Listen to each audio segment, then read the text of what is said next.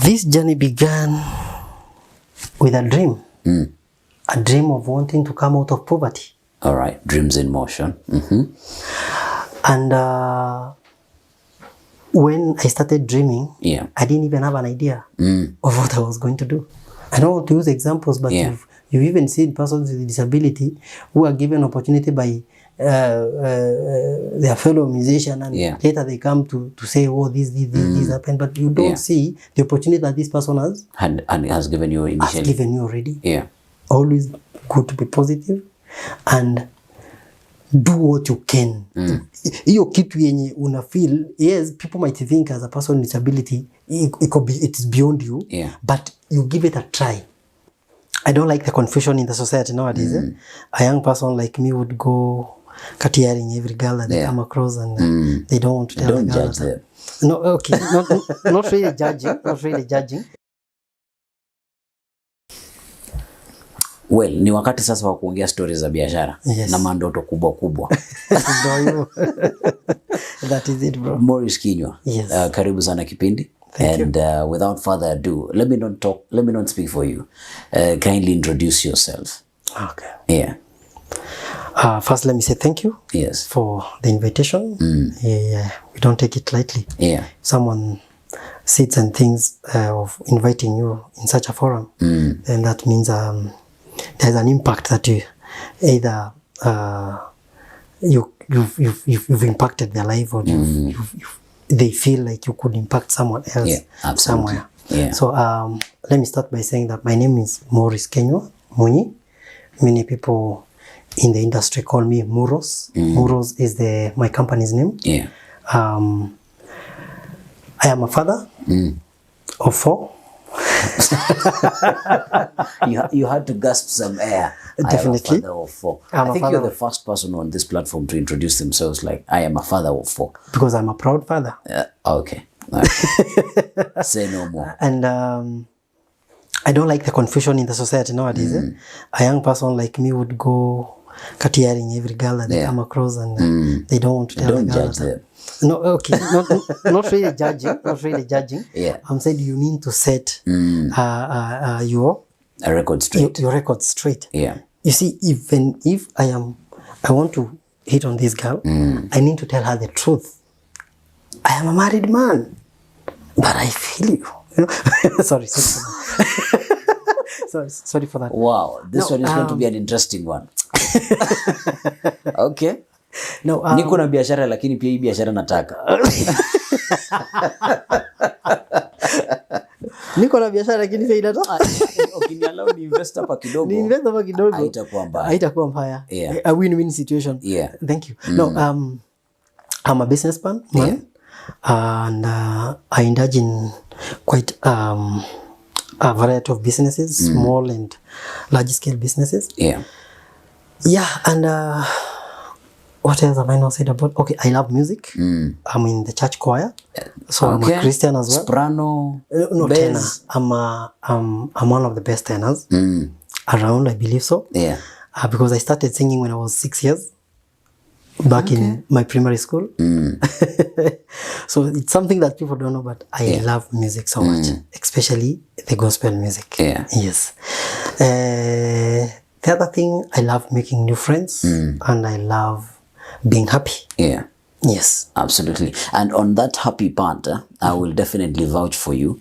And if they asked me to nominate some people that I know they are oftenly happy, you'd get my nomination without a doubt. Here on this platform, we have a slogan. If you've already made 1 million, probably this conversation is not for you. But with how you're speaking, probably you've already made the millions. So it will be very good for you to inspire our viewers and get to learn, and they get to learn from you. Let me start this way. Where does this journey begin? This journey began with a dream. A dream of wanting to come out of poverty. All right, dreams in motion.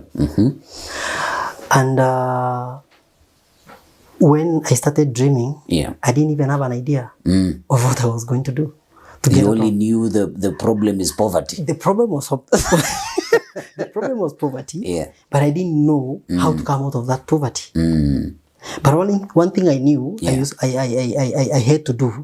I had to put my effort. I had to take everything I got and put it on this dream. Yeah. I still don't know which field or which direction, which area. Yeah. I didn't know. But I wanted to be initially I wanted to be an actor, a comedian, something of the sort. Yeah. And after high school, I joined Kenyatta University to do theaters and film technology. Yeah. Then along the way, I got a letter from wanaitanga students. CUSPs. CUSPs. Yes. Okay. Then it wasn't CUSPs. Ilikuwa inaitwa JAB. Nilikuwa JAB something. I remember. I know CUSPs right now. Yeah. Okay. So nikapata another letter calling me for another course, which I pursued as well. But the one that I had picked with the whole of me was the area music and theater. Music and theater, because I did theaters and film technology. And I don't know where the dream changed. Or I was carried by the current affairs of the day. Yeah. Like I said, I like interacting with a lot of people. Yeah. So as a first year, second year, I had already started interacting with people in the environs, Kasarani, blah, blah, blah, blah, because there were, having been in the category of persons with disability, I'm visually impaired, looking at my lenses. So I used to meet with a lot of people. And I met this lady at Kasarani, and she pitched an idea of government businesses wanting to do business with persons with disability. Finally, you've got somebody to talk to us about government and working with them. Yes. So I thought about that, and I kept asking her, how does the government want to do business with persons with disability? What kind of business? Because I was very green from Meru. Remember? Wow, you're very green. Yes, from very Meru. green from Meru. Just like the plant. I never saw that coming, sorry. Kameve kazoze. Yeah, wow. So, but you see now I'm in Nairobi. The idea of me going back to Meru, that is not on your to-do list. It wasn't in my to-do list. Yeah. Nilikuwa nafikiria niko Nairobi. How do I sustain myself? How do I sustain myself in Nairobi? And in our cocoon of persons with disability in Longonot, tuko KU kwa hizo hostels za Longo. Tulikuwa tunaulizana problems hadi tumefika kampo. Problem mazeni after campus. What next? What next? Now that we are not even doing teaching. You see, teaching, I will thank the government for this, but they need to okay, they have already done that. Yeah. But initially, government used to think that persons with visual impairment would only do one course. They would only go into education. Yeah. Now, we've not done education. We are a couple of us. Yeah. We don't know where to channel our energies and your knowledge. Yes, because now initially walikuwa wanajua hawa si wakimaliza hapa shule mwaka moja, but the 1 year would not ingeisha after graduation kama hujapata, kama wewe ni mwalimu, if you're a teacher, if you did teaching. So sisi tulikuwa na hiyo dilemma, where do we start? Mimi nifanya muziki manze sasa. Mtu waoni. Nani tampatie gitaa? Okay, guitar was okay because we had legends, akina Michelle, Kamanu, but to conduct, or rather acting, I've never seen a blind actor, apart from the recent one mwenye amejitolea pursue the Julius. Julius Mbura. Julius Mbura. Mbura is my classmate, actually. He was my classmate. Back to then. Tumepiga safari na yeye. Acha niringe na hiyo kwanza. Na so, utaringa na mingi sana. Including, okay, so nikaona hii idea ya government doing business with persons with disability. There is a way I felt that thing ikinisumbua. So mwaka gani huu? huu ulikuwa mwaka wa 2012. 2012. Yes, that was in 2012. No, 2012, 2013. Yeah. 2012 early 2013. Yeah. Late 2012 early 2013. So niko hapo nafikiria nashindwa hii biashara ya gava hii. This thing hii kitu nafaa nifikirie sana. Nikachukua namba ya that lady, alikuwa anaitwa Madam Florence. Yeah. Siwezi kosa kumention hapa, and if she watches I know she will be proud. Yeah. Because she became like my mother. Even today when I address her like my mom. She was totally blind. Yeah. And the lady gave me, she didn't want to do that herself. Yeah. Because she was already employed. But now she was asking other persons with disability, especially the young folks to pick that path. See, alikuwa anatuambia hiyo path iko na a lot of opportunities if one decides to pursue it. Yeah. So nikakuwa nikimpush, can you tell me more about this? Then she connected me with a guy from Zimmerman, alikuwa Martin Joki. Martin Joki had a contract with the government with a company called Opinion Kenya. Yeah. And his main duty thing was to enlighten youth and women about this initiative that the government was introducing on doing business with youth and women. Yeah. For him now, he was mostly specializing on youth and women. Yeah. Hii area ya persons with disability hakuwa sana. Although now the initiative was on youth, women, and persons with disability. Absolutely. They were targeting the marginalized. He used to call it the marginalized group. Youth, women, and persons with disability. They wanted to have them included in doing business and doing business with the government. So when I got the number, I called this guy. Nikamwambia manze, I want to see you. Akaniambia, you want to see me? Come on Sunday, Deliverance Church, Zimmerman, and give me a call after service. Ukasema hata napenda kuimba, nitakuja. Napenda sana. Mambo ya kanisa, same WhatsApp group. In fact, as staunch Catholic as I am, that time I decided to ditch my religion. Niingia hapa kwanza. Tafute biashara. Niongee because I wanted to have tuseme kajani with this guy, ndio nimusome na nisome nimuelewe.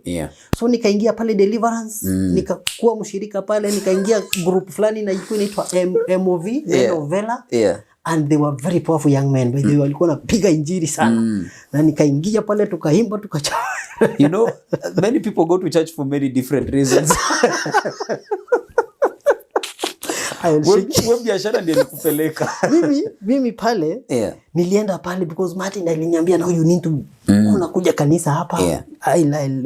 No, he started even inviting me now in these events zake. This is Opinion Kenya. And I asked him, why are you not teaching about persons with disability? Akaniambia, because I don't sina hiyo knowledge kubwa sana on that area, because there are some documents zao zenye zinahitajika and I don't know how to help them acquire them. And one of the documents that he didn't know the channels on how to acquire it was the card. The National Council. The National Council of Persons with Disability card. The registration number card. So nikamwambia, but I know about that. Then why don't I, when you get to this area ya persons with position, unaniachia. Mi nachapa. But no, you could be inviting persons with disability as well to your events. Wanasikia, because this thing, nimesikia ni kitu poa sana. So the lady pushed me. I registered my own company in 2013. Okay, first the lady, she used to work at City Hall. So most of the information za gava zilikuwa zinampata because she was being a person with disability at City Hall. Alikuwa anapata a lot of information that needed to be passed to persons with disability. She would get it more faster. So she would come and share it with you. Share it with me.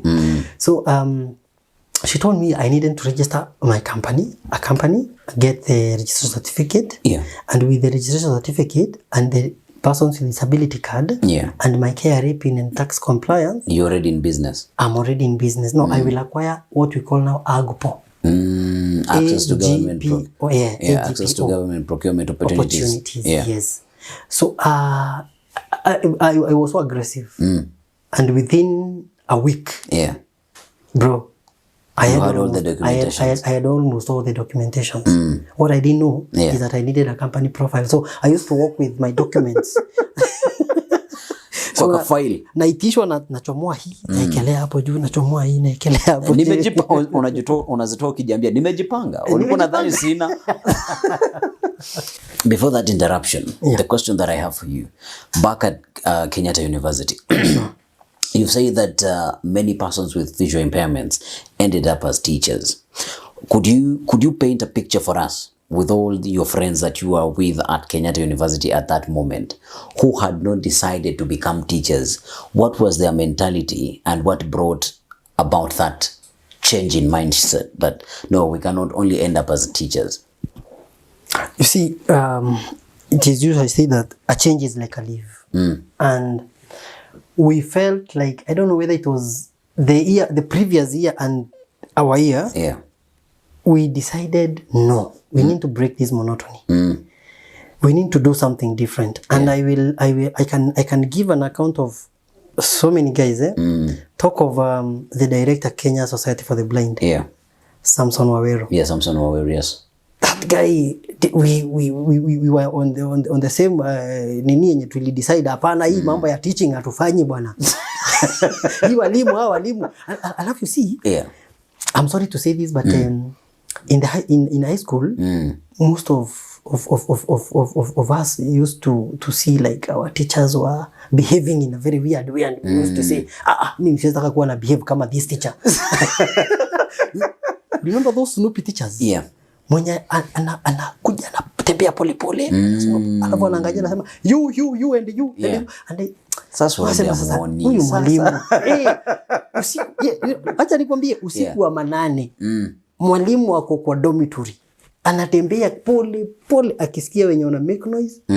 So we used to hate such behaviors. You're like, I cannot end up with you let us be. We were in the class, we never disturbed anyone when we were to class. Now tuko kwa dormitory, tujakataa kuamka 6. Why should you come and disturb us? Tukipiga stories zetu kwa room.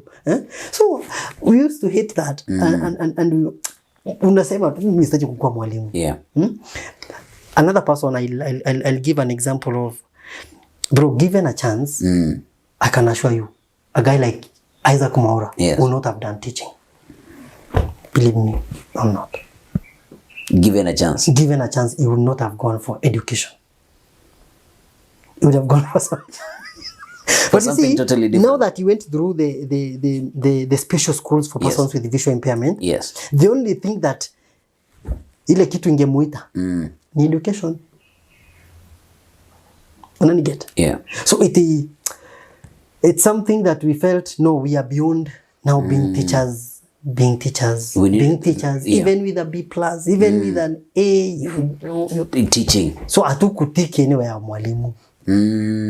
Sisi tulikuwa tunatiki mambo kama engineering. Tunatiki mambo kama political science, tunatiki vitu kama journalism. Those are the things that we felt, no, we need to change we also have the capacity and the capability to be something else in the society, not just teachers. So I think you really to fanya you decided we need to see a mental shift. Yes, I think we didn't know what will happen after the graduation, but I think tulisema wacha hata hiyo society itajua vile itafanya na sisi. Hata sisi hatujui, but watajua. But itajua what it will do with us. You start tamaking with your company. Now, I was lucky to be one of the persons with disability who attended the summit that officially launched the AGPO in 2013. And testimonies were given by those people who had gone. This is 11 years ago. Yes. Testimonies were given by those people who had already gotten into this thing. And I now knew I had everything that it takes to Achieve. Tarmac and look for these businesses. Yeah. And my bro, I tarmacked. Even in 2014, the whole of 2014. Kama nilipata kazi kamoja KBC. Asante sana KBC. Yeah. Kenya Broadcasting Corporation. Yes. Ka 20,000. Yeah. Kupeleka gazeti. I don't have a problem na kupeleka gazeti. Nilipata ya kupeleka hizi nini stationaries. Kalamu, I don't know, notebooks. Yeah, such. Nikazipeleka. I waited for the payment. Yeah. They paid me finally. And I felt like this thing can definitely work. But now there is always one big problem with us. Not only persons with disability, but even the young people. Yeah. When you tell them about this business, they will ask you, nitatoa wapi capital? Ulitoa wapi capital? Now, umepata zinaitwaje? Hata hiyo nakwambia 20,000. I had to approach someone anipatie pesa, ni supply tugawane naye profit. So at the end of the day, I got like maybe 3,000 off of that job. Yeah. Because of the capital. The KRA were there. So no, utaki kampuni yako ipate mashida. Yeah. At its early stages. Ndio bado unajenga. Yeah. So kila kitu nataka kuifanya straight. Now you elevate from 20,000. Now I elevated from 20,000 and the shock of my life came. Like I tell people, there is a saying in my mother tongue, inasemanga, they will never find you in the house. They find you in the garden. Let me use that. Yani, ikisemekana, if it is said in full, inasema, baraka hazikupati kwa nyumba. Zinakupata ukitafuta. Ukisema kwa shamba, because now wale wazee walikama hapo na hiyo medali walikuwa wanajua kwa shamba ndio wanalima wanafanya. Ndio nafanya. But sasa inaweza kupata kwa inange. In a nutshell, sawa. Hapa nimesikia siku hizi watu wanatafuta opportunities kwa hospitals, kwa lobbies za hospitals. That's why they're looking for opportunities. Wherever, but we don't sit in the house. Toka kwa nyumba. Yeah. Go. If there is something you think you can do, go and look for uwe inafanyikia wapi. Yeah. Can you interact with those people who do it? Whether you have or you don't have the what it takes. Yeah. You utaipata huko kwa watu, because experience is, you can never earn experience seated in the house or doing nothing. Yeah. You have to start doing that you feel you can do. So mimi nilikuwa na tarmac. Nimekwambia nilikuwa na tarmac kwa sababu I knew no one in Nairobi. I used not to eat lunch. Nilikuwa na inama lunch inapita. Sa hiyo niko na one sharpshooter. Yeah. Bro, mimi na mguu yangu na kanyagaka na kando Kwa hivyo uweze kuibalance. Hapa mwisho huwa panaisha. Kiatu inakuwa mpya kila mahali. Yes.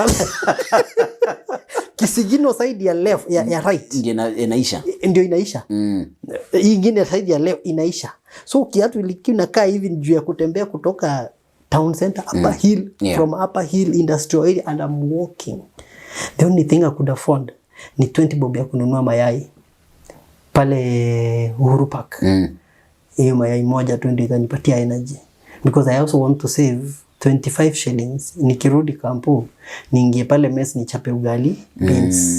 So that is your bank, that's what you're banking on to. Useme nitakula mayai moja nikirudi shule nitapiga ugali na beans. Yeah. So but it paid. It paid off, because the next job I got ilikuwa ya National Treasury. Ilikuwa ya National Treasury moja. Yes. Nimesupply toners hapo sana. Sana. Toners nimepeleka. Ilikuwa ya 400,000. After 20,000 now to 400,000. Yes. JKI. Bro, nimetandika biashara JKI. JKI you go and mention Muros. Yeah. Watu wanakuuliza umemuona wapi? They'll be asking you umemuona wapi? Umemuona wapi? Don't talk about Maurice. Yeah. Maurice is huo hata uko wajulikani. Yeah. Muros. Yeah. There is something that you shared when you got your first contract here or first tender ya 20,000. You said that hata capital yenyewe ilikuwa tashwishi. Kama capital ya 20k ilikuwa tashwishi. Ya 400,000 ilitoka wapi, Maurice? Ndio maana nimekwambiaje? When you are pursuing something, you get to know the people that can hold your hand in that field. As far as unajituma, as far as you putting the right effort in that area. So the guy I mentioned, nimekwambia Julius tumetoka naye mbali. Julius Mbura. He will be tagged in this episode. Atumiwe. Atumiwe aone. Atumiwe haone. So this guy I'm mentioning him because you know him. Actually, if kama ungekuwa unamjua, ningesema there's a guy. So you're basically giving receipts. Viewers, you can go and watch that guy. He has also good stuff. Anafanya huko touching cars and doing all that. touching and reviewing cars. Yes. By touching. Reviewing cars by touching. Anapenda kupapasa ni mpapasaji wa magari. Pale mtandaoni. So now Julius tumetoka mbali. So in campus upper Parklands, there are cousins of his that used to visit him. Na ukiangalia wanakaa watu wako na kakitu wewe. Watu wako na watu wametoa vumbi kidogo. Watu wametoa vumbi kidogo. So when I got my first job, nilienda nikaambia Julius, bro, nilikwambia hii kazi inalipa. I had already shared with him what I'm starting about the business. Nikamwambia si uanze pia wewe, tuanze kuchapa hii kitu wakati hatuna manini, hatuna ma lectures. Tunaingia hapa tao tunatembea. Tunachapa tunatembea. But Julius alikuwa na float. Sawa, so kidogo hii again now you see that one also ilinipea motisha, nikaona huyu jamaa vile anakuanga na float au makazi zao maanko au maanti au au wanakaa wako na vile wanaweza nisaidia somewhere. So nikamwambia bro, you see this thing I told you, it is paying. Ndio hii sasa mimi nimepata the first LPO but I don't have capital. Can you talk to ule Julius mwingine? Kwao kuna ma Julius wengi. So the one who used to visit alikuwa anaitwa Julius. Tunamwita captain. Because ndiye mkubwa kwa wazini. Ndiye the Julius mkubwa. He's a cousin but ndiye Julius mkubwa. Julius nganga mkubwa. So now he called the guy. The guy asked that we meet. I went and met the guy. I pitched my business to him. Nikamwonyesha hii ni kazi ya serikali wewe. Hii sio mchezo. I'm not asking you to give me niende nikasupply watu wengine hapa nje. The government. This will be paid. GOK. Hii ni government of Kenya. Parastatal institutions. So mimi if ukidecide tufanya kazi na wewe sahi, whenever I get biashara nitakuwa nakuja, we do. So we agreed on one thing for trust purposes. We open a bank account tukiwa joint. And we'll be making sure, nikamwambia tukisha supply hata tunaweza tumia gari yako because mimi sina means. We can even use your car, we supply. Then ndio ujue pia kwenye tumepeleka vitu, you can as well do the follow up on payment. So once we are paid, I cannot withdraw the money without your knowledge. You cannot withdraw without my knowledge. So we'll be once the money is paid, tunakuja tunakaa chini. You do the mathematics. Cost of production. Hapa na pale. Na kupatia yako mimi na yangu. A win-win situation. Na tunafurahia this what and we did a lot of work with that guy. He's right now anakuaga, in fact ni mtu naitanga brother because kushika mkono naye alinishika. Hata ikichelewa payment ana wasiwasi. Nikimwambia inalipwa within 30 days, ichelewe iende 2 months, ana shida. Serikali tuwaelewa. Aongezee nini, aongezee interest nini, no, he would just tell me it's okay. And we did job with that guy. Mpaka sasa nikaanza kuweza kujisimamia sasa. Ukaona hii mambo sasa naweza anza kuikula peke yangu. Sasa unajua ukianza kukula peke yako au ambiangi, lakini unajua kubwa inaweza kuja umuhitaji, unachanga ile tu ile mambo tulikuwa tumeanza na wewe, hiyo iko hapo. So I opened another account zenye najifanyia mimi mwenyewe with the little capital I've accumulated. Nifanye nayo, nilipwe na hii account sasa. Nikishalipwa, lakini zile institutions mimi nilikuwa namwambia the institution that we had already done, and unajua changing bank details to an institution that has already paid you like twice. It's hard. In fact, they start now questioning why are you making the changes. The changes at that point, we've not seen any problem. Pesa yako inafika vizuri, we have so kuchange inakuwa shida, so I would involve him as well. Namwambia kuna kakazi yako sio kakubwa, sio kakubwa, naweza fanya na ile pesa niko nayo. Anambia ina shida, wewe utaniambia tu tutafanya nini, tutaenda tutoe pesa. I used to go to Kikuyu actually because ana biashara mingi Kikuyu. I used to go to Kikuyu, tunaingia hapo KCB, we withdraw, ananipatia pesa yangu, mimi namwambia shika hii mbili, hata wenda ukule lunch. And he was very happy. There is something that I want to ask in that particular experience. Many persons with probably I might be stereotyping, but many persons with disabilities might find themselves not being able to build relationships properly because of sometimes the stigmatization or the discrimination that they go through within society. And as you're speaking, you are a craftsman in building relationships, because there is a guy that you talked about, Union Kenya. There is the lady who first introduced you to this whole Agpo business, and now you're talking about your long-term friend Julius, and now you are extending it to his extended family. What tips would you have for a person who is watching us right now? Because building relationships, sio shida ya wase wako na ulemavu peke yao. It's a problem for everybody. What tips do you have for them? My first advice or other tip I would give, nezambia persons with disability, let us stop associating disability with sympathy. Usikuje kwa ofisi ya Alan kwa sababu uko na disability tena unataka kujifanya mnyonge. People will be afraid of you because utakaa kama kupe. Unanielewa? You just unataka kuja tu kukamua. You need to be a lively person. Hata ukiambia mtu shida zako, tell them in a way that you are making it even a joke. Comedy. Maone huyu ashazoea shida zake huyu. Let me tell you. I know you've listened to powerful men's story, and some of them have built their wealth from nowhere. And some of them unasikia like, no, there was a day I found a discussion somewhere, and someone asked, hey, na huyu jamaa anaitwa Sakaja ametokea wapi? And so another one said, rubbing shoulders with who is who, and being, you know, showing those people that you are the right person and I can deliver is what has made him to make those milestones. Right now he's a governor of Nairobi. So hiyo ndio kitu naweza ambia persons with disability.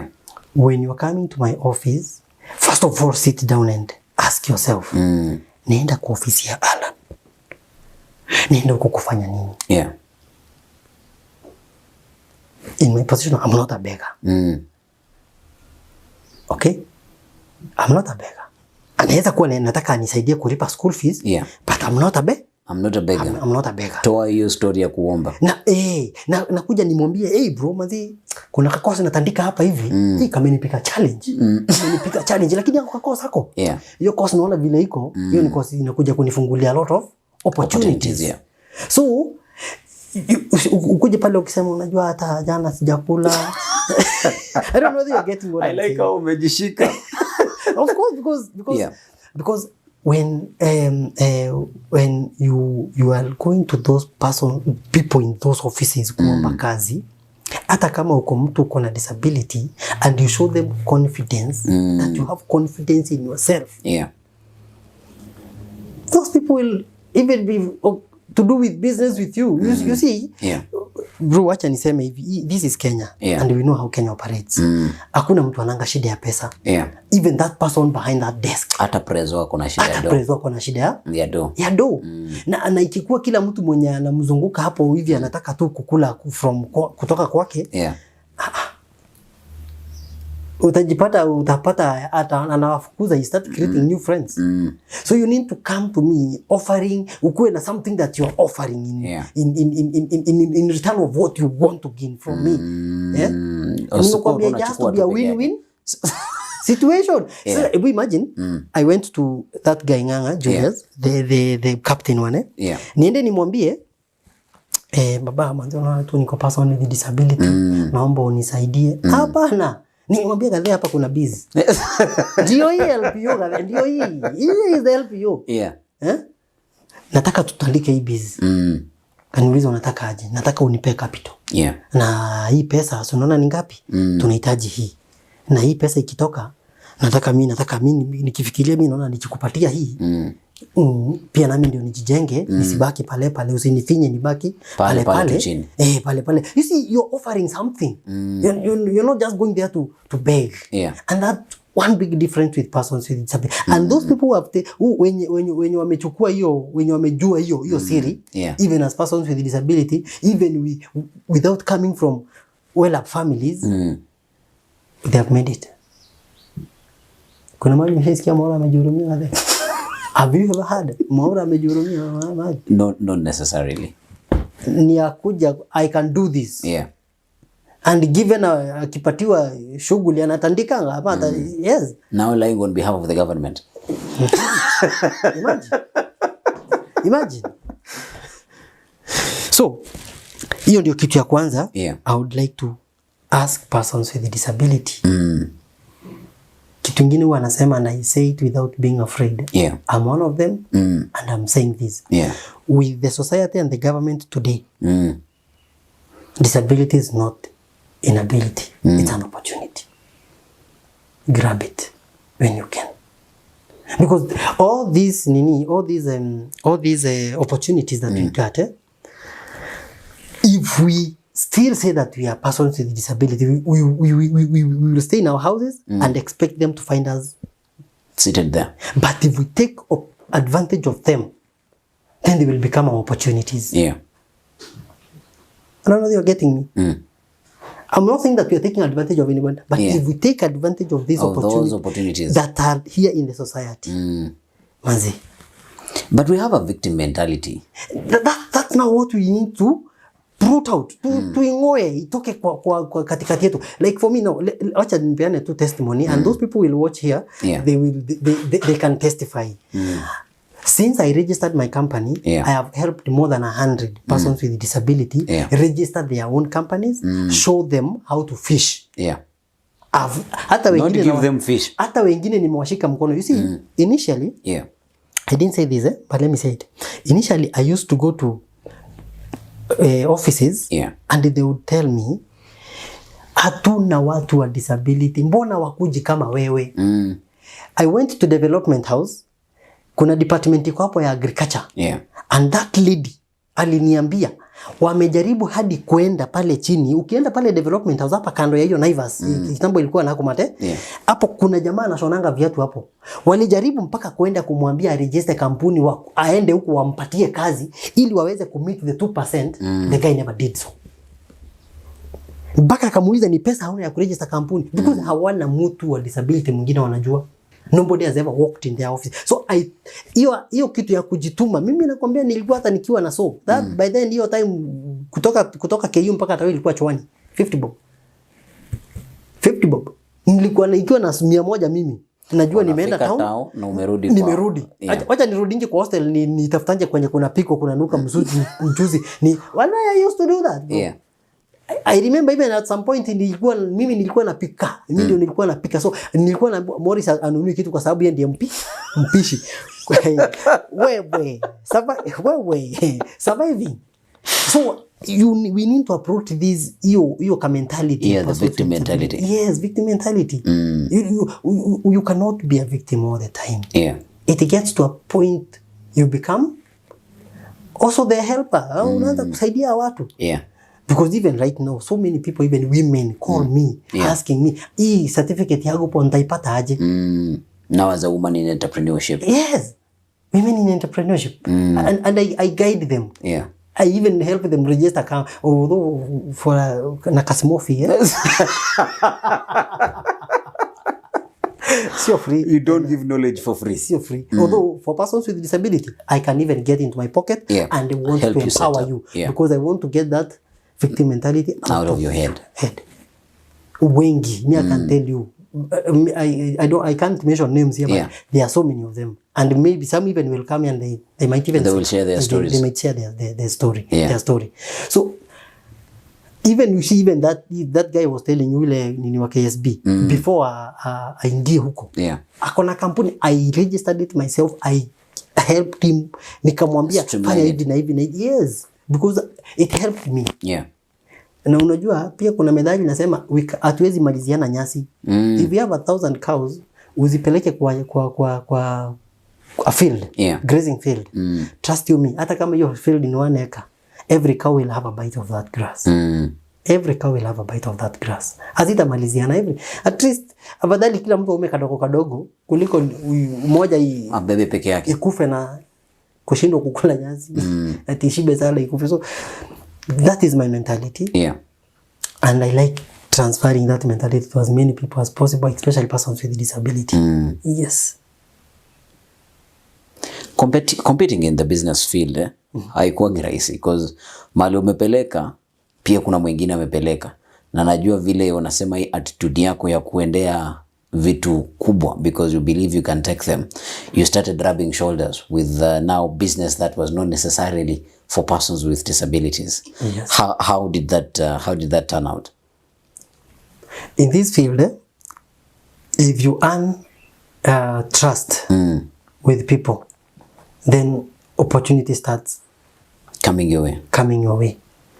So that's how it happened. I've done big tenders. I have done small tenders. I have sat with big men in this country, and one thing, they have liked me because nilikuambia without my lenses I will use the white cane. The white cane, yes. And I have used white cane in their offices, and I folded that white cane when I was able to buy myself the lenses, and they were so happy. They were so happy to see even that transformation. Nimewacha kwenda na hiyo white cane kwa hiyo ofisi, kwa hizo ofisi. Kwa nini? Because I was not using the white cane for sympathy purposes. I was using it because it would help me cross the road. Yes, it was my assistive device. I know that I have the lenses as my assistive device. So many people put lenses and they are okay. So someone might mistake me and say, wewe hauna disability. I challenge them. Namwambianga shika hizi miwani uvae. Put them on.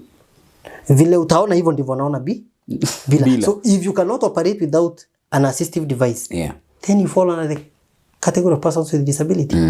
So that one, I'm never afraid to share with people. So if these people trust you, if they don't see that sympathy mentality in you, that you're putting on yourself, then these people will give you opportunities. Because hakuna mtu anataka kufanya kazi na mtu mwenye ana feel kama when you are sharing, then you feel kama umeibiwa.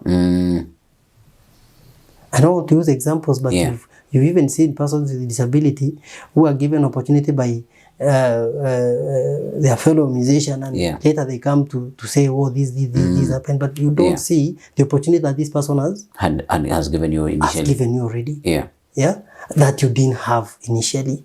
So it is always good to be positive. Always good to be positive. And do what you can. Hiyo kitu yenye una feel, yes, people might think as a person with disability, it's beyond you, but you give it a try. I don't know whether kuna lecturer wako alikwambia, mimi when I was doing theater arts and film technology, there is one lecturer who used to tell us, when you're in the theater acting, give it your all, because you never know who is watching. You never know who is watching. The same thing. In every kila area yenye umejipata ipatie hiyo. Usikuwa unasema ati kazi ni ya Alan, sasa mimi nitaingilia wapi? Hapana. Ukijikuta uko na Alan na mko na hapa, connect hizi vitu, yani regardless of your age, as far as you are in that, uko hapo. Kwa hiyo you're not in that room by chance. Thank you. Piga, do your best, do what you can do best in that, because you never know, maybe hata walikuwa natafuta rana kijana huyo tunataka runs kubeba ma tripods hapa na nini, maybe leta kahawa, leta chai. Yeah, you could get the opportunity and you didn't have it. Yeah, so hiyo ndio kitu tu muhimu sana mimi ningeambia watu, because huyu mtu mwenye akona hii kazi kubwa atapatia ule mtu mwenye anaona kwa ofisi yake sana. I remember you go to those offices even when there is nothing to be offered to you. Hakuna kazi, but you go there and say hi to them. Let them see you more. That you're there, Niko bado. When those opportunities come, you know that is a marketing class 101 called emailing. You email people, waambie by then akuaga ile biashara mlisemaje. That is it. Call them. And you see, ikifika mahali uone a procurement officer akikwambia can I have your number, don't call him anytime or anyhowly. Just continue visiting. Endelea tu kuenda, hata usipigie simu, endelea tu kuenda pale, unampata mnapiga tu gumzo, because that day when it comes you will remember that guy and atakumbuka vile alisema namba yako and he will give you that call. Ubaya hata tukipatiwa namba nyingine kushinda ukipiga ulisema hiyo kazi. Then you become a menace. So know those strategies and how to approach these people and how to handle them. Yes. You are a very ambitious person. Definitely. And morals is not your only responsibility.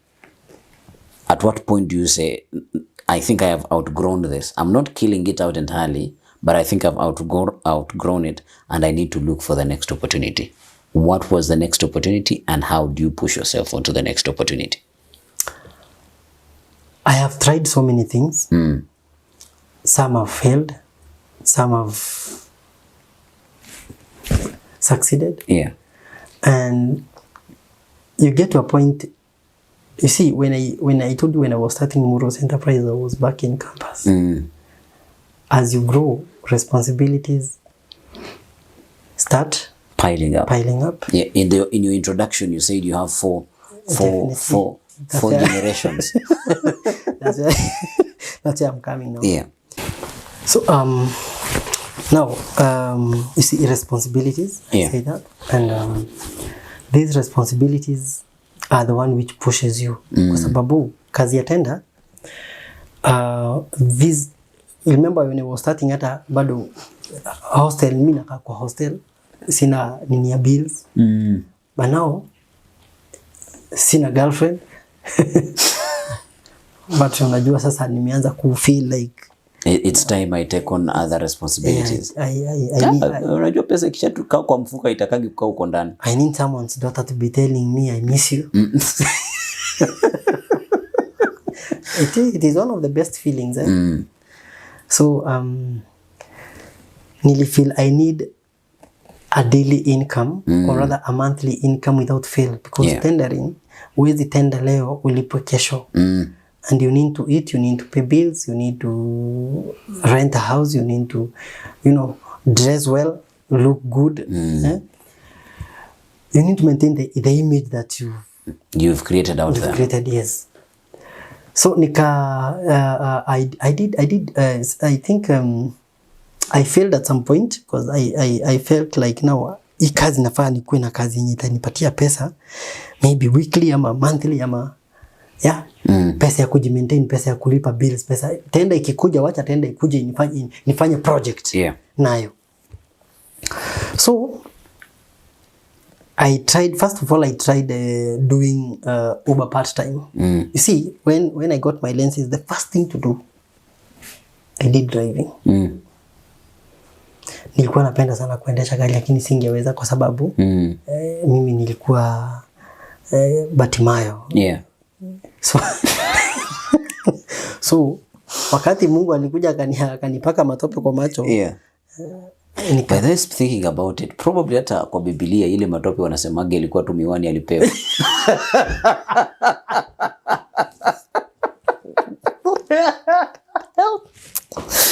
That's a good one. Inaweza kuwa ni miwani alipewa. Inaweza kuwa ni mawe. Ni miwani.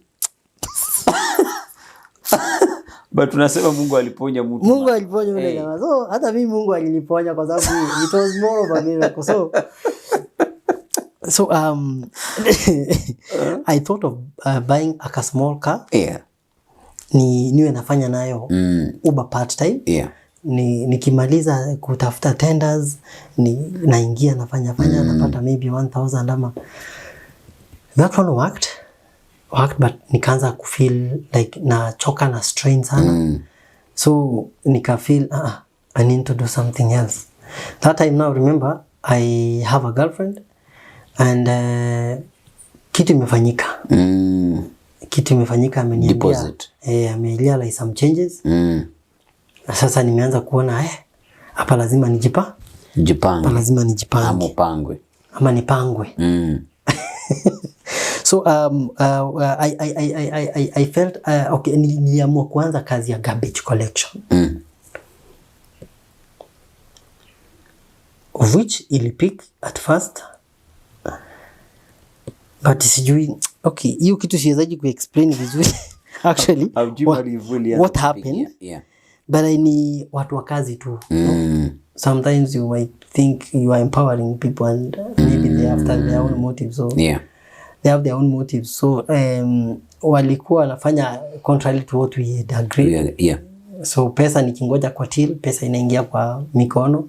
Wanasema kampuni imefanya kampuni we are collecting nini, wanaandika, wana print something, wanaenda wana stitch kwa maploti. So the business failed and nikajipata sasa business has failed. Sina capital ya kufanya kazi zangu za tenda. So it was like I was starting all over again. But I pushed myself again. Nikasonga tena and I started building my capital again. And at that point I had met another lady Upper Hill. The lady gave me chukwambia utastuka. The lady gave me 2 million. Kana hiyo pesa. For what? Kana hiyo pesa fanyanga nayo kazi. No. Sasa mimi nipate kama hao. Imagine. Yeah.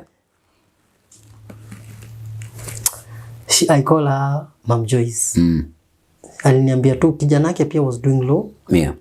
So akaniambia wewe huyu kijana yangu kuna muangalia. So whenever I would do a job, ningetumia yule kijana something, ajimaintain acha kusumbua mama. That was the only responsibility I was given by that lady.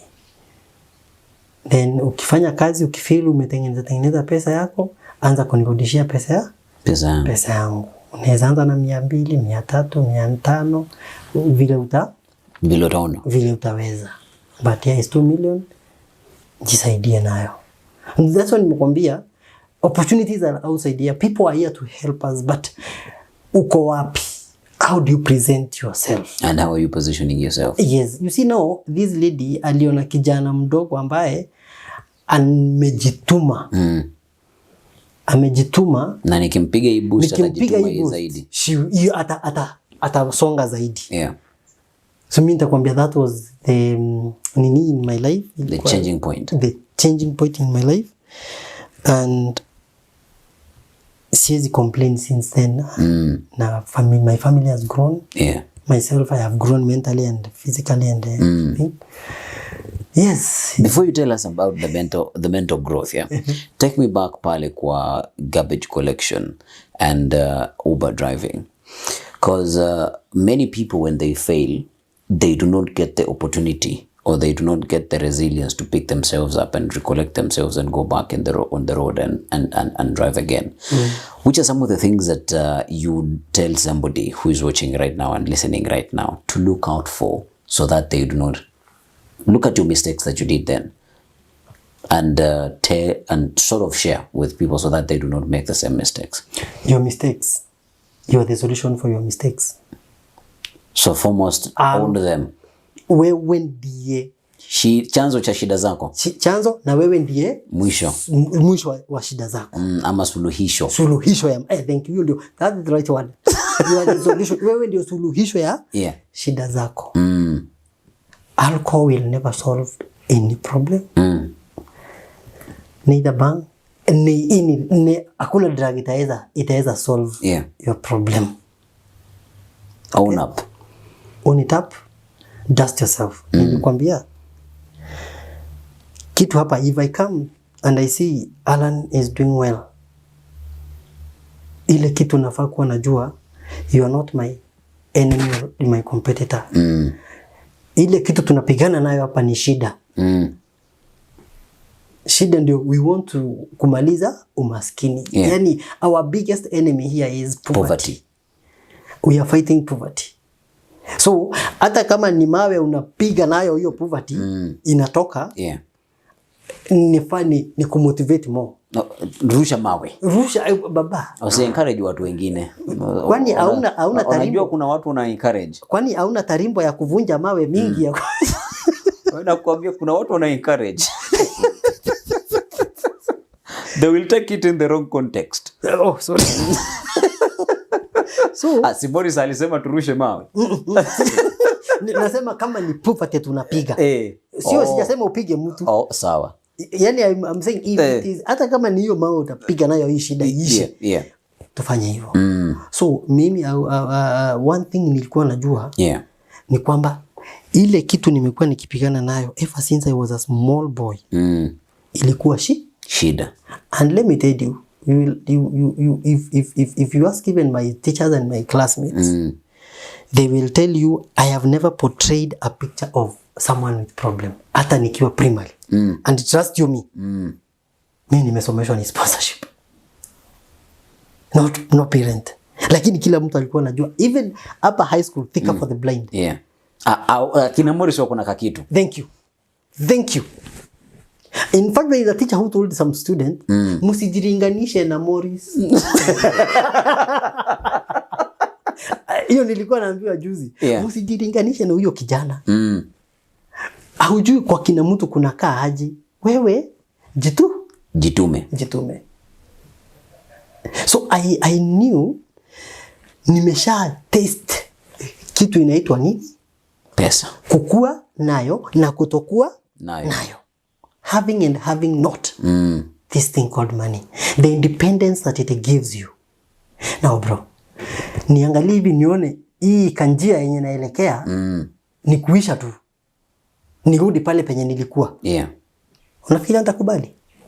Huwezi. I told my friends, wakina Julius, afadhali nitandike kufuli kando ya barabara. Nianze ku-announce 50 bob, 100, 150. Kuliko nichukue paper bag ni yake nguo zangu nirudi Meru. In a nutshell ni kusema Nairobi sitoki. Na kama natoka, nilikuwa nimejibeba kwenda kusalimiana Meru. Those are my words. I had not even bought my first car. Nikiwaambia hivyo. Nikiata those words siku hata umeshiona ile unapata spirit nyingine unasikia kama the Holy Spirit, you are not the one speaking, it is the Holy Spirit speaking in you. And hawa vijana hawako niamini. And one thing huwa nimejiambia, if I start something, you have to see it to the last minute. Another advice I'm giving to anybody who will be listening or who is listening. Ukijipata umeingia mahali, chukuanga ile advice. Make lemonade out of those lemons umepata. Kwa sababu kwa soko bro, kuna machungwa na kuna ndimu. Ukijikuta ni lemons umepiki, ukifika kwa nyumba ni lemons. Usitupe, juu ni kali. Sasa unatupa kwa nini umeshachukua? Don't you have value for your money? Don't you? Tengeneza juice na ukunywe. No sleep. Hata badala uende hapo nje sasa ununue kasukari ukuje upige pale ndani, kapate karadha yenye ulikuwa unataka. By the way, do you know that you can eat lemon with salt? I've ever tried it. Na bado inaenda tu. Usiniulize nilikuwa nafanya nini. Bwana umesema dawa ya moto ni moto.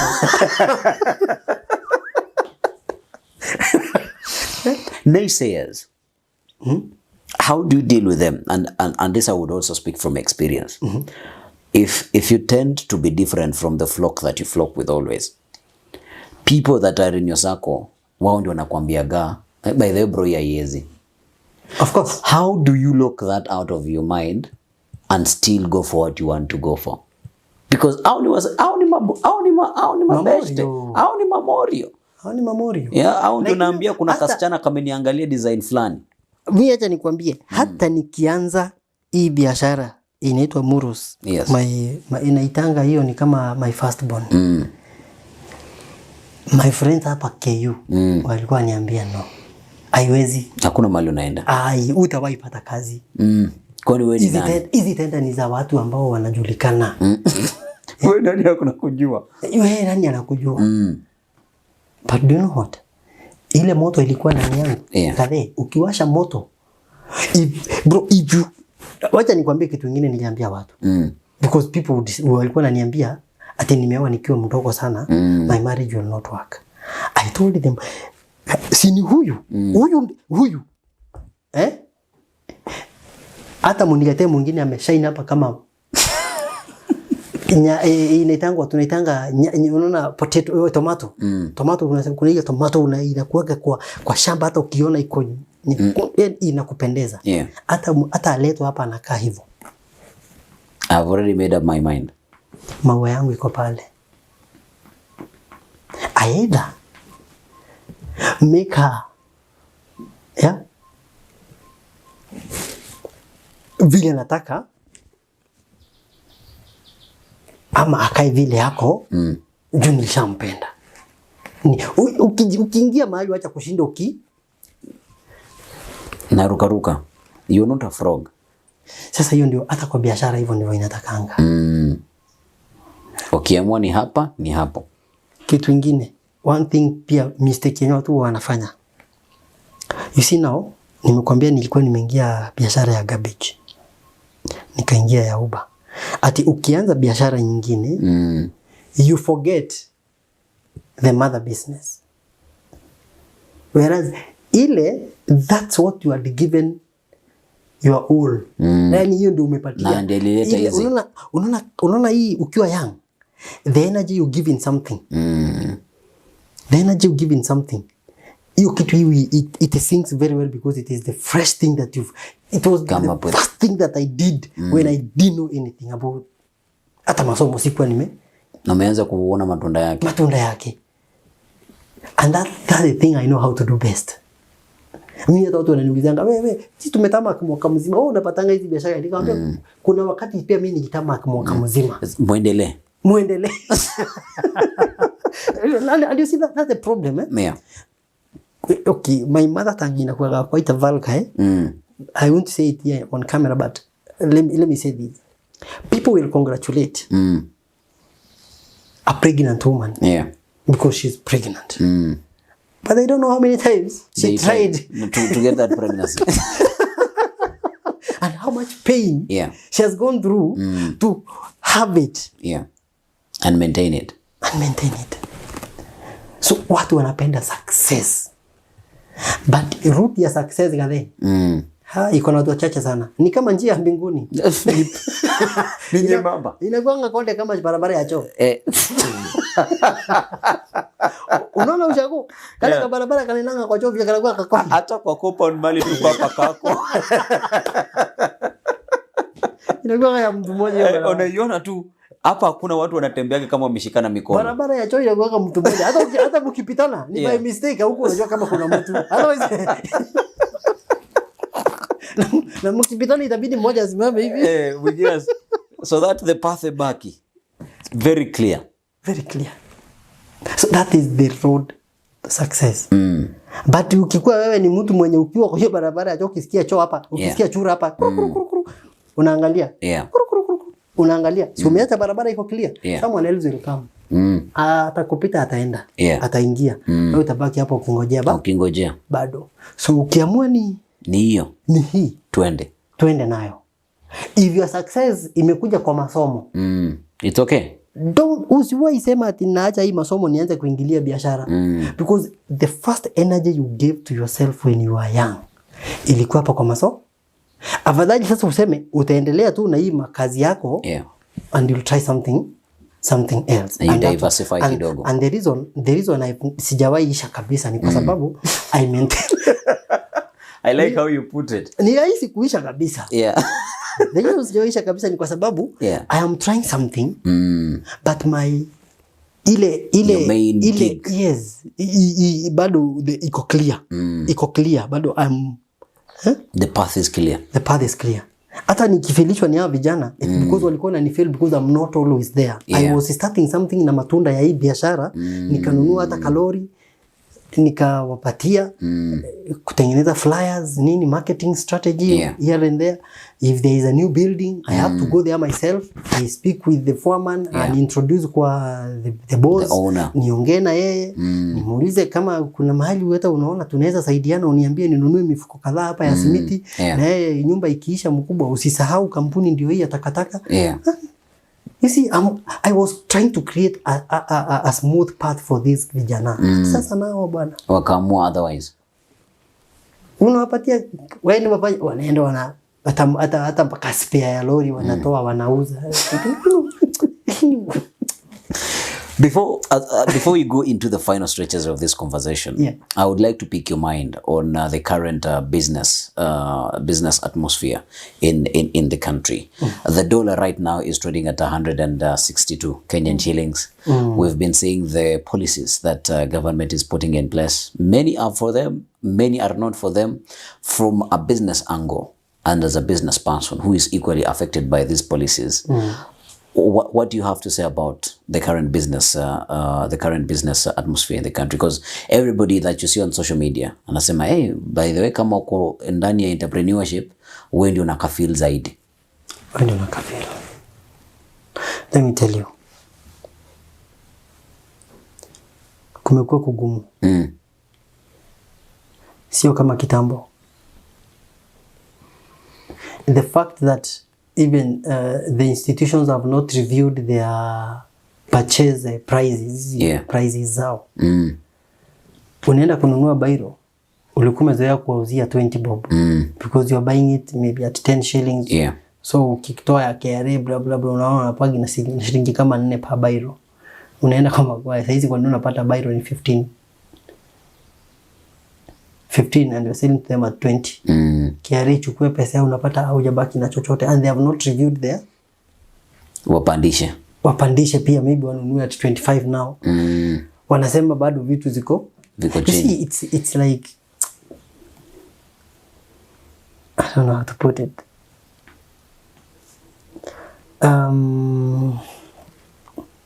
That example imeenda wapi? Imepotelea huko. I wanted to give a clear picture of what I mean in a different situation, but imepotea. So says the economy, I don't know the strategy the government has. We are still trusting that there is hope at the end of the tunnel. They are working. We want so much to trust and believe that they are working on something, that all this is not in vain. But it is hard for entrepreneurs. Saizi makali ya KRA is not letting you, like, there was a time nilikuwa na import vitu za JKIA. They're called conveyor belt trays. Unaonanga kale kasahani unapatiangwa uweke belt, wallet. Kumbe ni vitu zako. I imported them. But saizi inaweza kuwa very hard to do biashara kama hiyo ya vitu kidogo na uimport uuze. Because zinafika pale unaona unalipisha almost kila moja. Imagine, instead of you clearing it as a consignment tu kama moja hivi, wanaanza kukwambia let's see the value of one, wanaenda mpaka internet page. So inakuwa very hard to do business right now. I don't want to speak about the future because I don't know the strategy the government is working on. Yeah. Although there is one thing I've noted, and let me speak it here. It's on our economist. Sijui anaitwaje. Anaitwa? Ndi nani? David something. Yeah, David Ndi. I think alikuwa Rwanda. Ni huyo David Ndi. Ni huyo? Yes. Swali yenye unafaa kujiuliza, mbona alifukuzwa Rwanda? Bro, saizi, I want you to look at it like this. Sai, tumeambiwa price ya nini? Price ya pole for getting political. Price ya mafuta ya gari imepungua. Yeah. Na shilingi ngapi? For now ni shilingi 10. Last month shilingi 5, this month shilingi 5. Hizo mashilingi. Umejua kwenye zimerushwa? Kwa stima. Because asante. Now yeah, I can see you have the clear picture of what I'm talking about. So as much as we want to believe and trust that they are working on a strategy, inafika mahali tuna lose that hope, tuna lose your nini. So mimi just tough. Acha nikae nikipumua tu vile napumua because my hopes were so high with this government, but kidogo we are getting disappointed. The value of our shilling is really dropping. Yeah. Drastically, yani unaona tu mara moja. Yeah. A car that in 2019 I bought at 650,000. Yeah. Going to Mombasa today, no negotiation. 1.3. Double the price. Double the price. Actually, that would be even thrice the price now. It is, in fact, it is like thrice. Yeah. Because hiyo ilikuwa mpaka na duty, remember? Hiyo ilikuwa 630, ilikuwa duty, everything fully. Hiyo gari saizi Mombasa ni 1.3. Na kama hauna, go home. Hata mzungu India kupembelezi.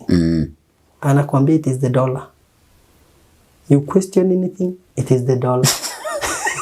The dollar is to blame. The dollar is to blame. Even as we sit in this misery, what next for Moros and what next for Maurice as an entrepreneur? We have to hold on to our mission and vision. We have to continue pushing. Hata kukiwa kubaya, hatuwezi ambia hii tumbo ni kubaya. Tumbo itangoja. Will you? You cannot. No, in fact, for me, my son will wake up in the morning and say, nataka mkate na chai. So they non-negotiable. Una excuse wezi mupatia. Ati kampani saizi economy ni mbaya. The dollar is running away. Amezaliwa na hiyo dola. So some excuses you cannot give a kid. Wewe mwenyewe you know very well. After here you already are feeling hungry. You will have to. Na ukienda utaenda pale hata kama utakula chips and chicken. Initially ukiwa na 250, you would take that comfortably. Chips ni 100, kuku quarter ni 150. Saizi hiyo bili 400, 500. Yeah. And you lazima tu jikakamua kule because you have to eat, you have to put something in your stomach for you to get the energy to continue pushing. So atuna excuse that we can say kitu ni we continue. Unaona hiyo spirit tu tulianza nayo, tuendelee nayo. The little we get, we cope with it, hoping that things will get better. Things will get better. Because if we fold our hands and say economy imeharibika, sio kwangu peke yake, sio kwako peke yake, kila mahali. So it is me I push on my side, you push on your side, we meet somewhere katikati. Hata kama you getting a half or a quarter of what you are getting, manage with that one. We have seen people who are wenye walikuwa nakaa kwa nyumba ya 3 bedroom moving to a 2 bedroom ama 1 bedroom Kisanga kubwa sana, squeezing themselves in that, and they still have hope.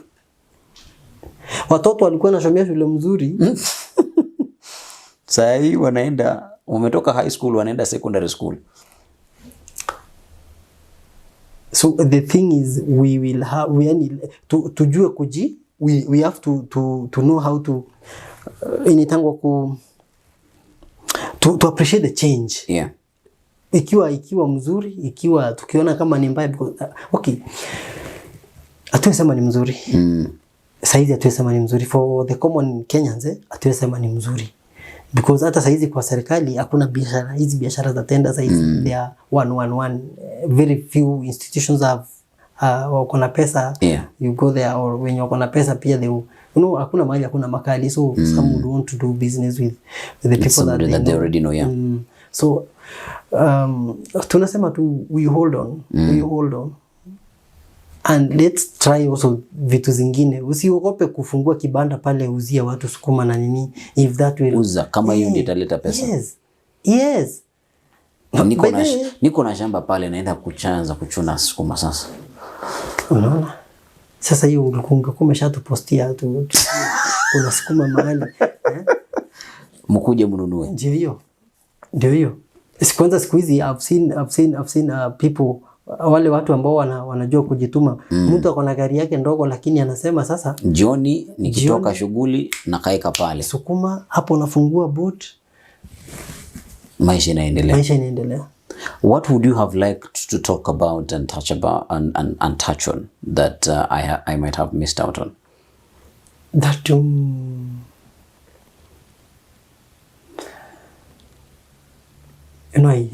I came ready for question and answer. Kind of a thing all the time. You are not ready to mark yourself. I think we've covered everything.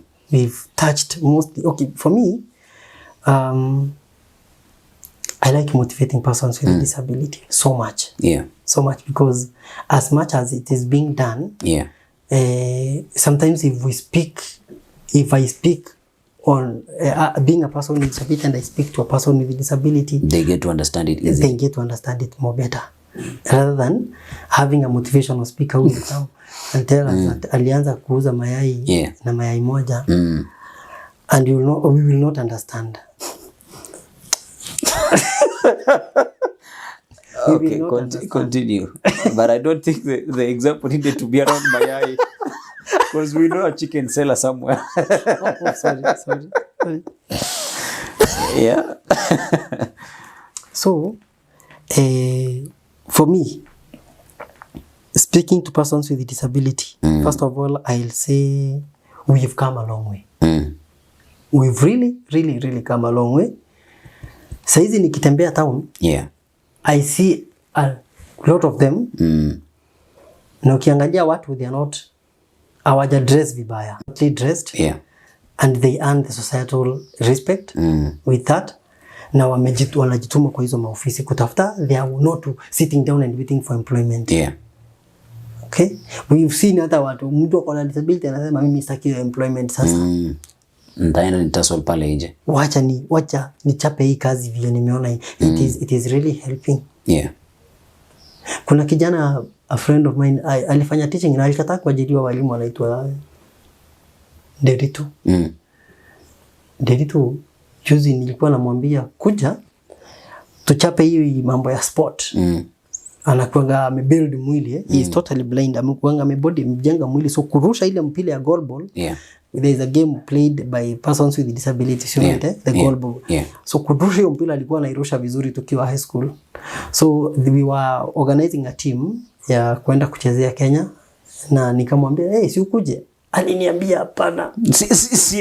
I don't want to waste more time. Hiyo time afadhali nikimbie na huku Machakos, niende huko kwa the makotini huko, nitafute biashara. Those businesses will give me good money. Na ukisikiza huyo mtu unaona kweli ameamua kujituma in that area. Ataki vile nilikuwa nakwambia divert. Ataki divert because anaona I might divert, na kale ka biashara nilikuwa nimeambiliwa if I delay on that appointment during games, kataenda na mtu mwingine. So it is good to also, persons with disability, it's good to know what you can do and what you want to do and give it your all, because tuko na opportunities mingi. So the previous guest that we had before tukuachilie uende left a question. She is a mental health expert and a psychologist. Yeah, he asked that the next guest that comes on tumuulize the self-care routines zenye anafanya to keep the mental health check.